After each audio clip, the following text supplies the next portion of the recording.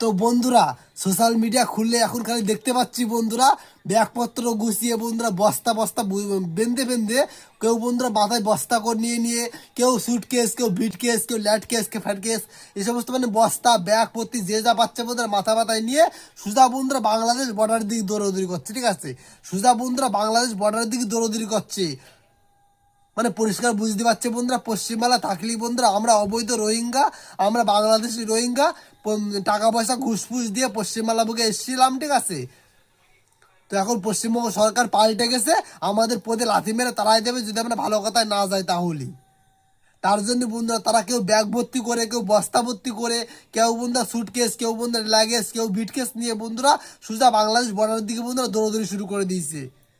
তো একটা কথা বলি শোনো বন্ধুরা, বাস্তবে কি মনে হচ্ছে না বন্ধুরা?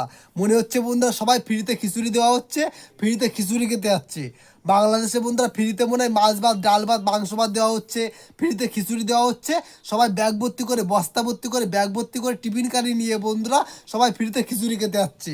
মানে আমাদের পাড়ায় বন্ধুরা, পশ্চিমবাংলায় এরকম বিভিন্ন জায়গায় বন্ধুরা, কোথাও যখন বন্ধুরা রাধাকৃষ্ণ শ্রীকৃষ্ণ কীর্তন হয়, সংকীর্তন হয়, নাম সংকীর্তন হয়, কোথাও যজ্ঞ অনুষ্ঠান হয়, 4-5 দিন বন্ধুরা ফ্রিতে খেতে দেওয়া হয়, খিচুড়ি দেওয়া হয়, সবেনের তরকারি, ডাল ভাত, তারপরে বাঁধাকপির তরকারি, বাঁধাকপির ঘন্ট, এই সমস্ত দেওয়া হয় বন্ধুরা।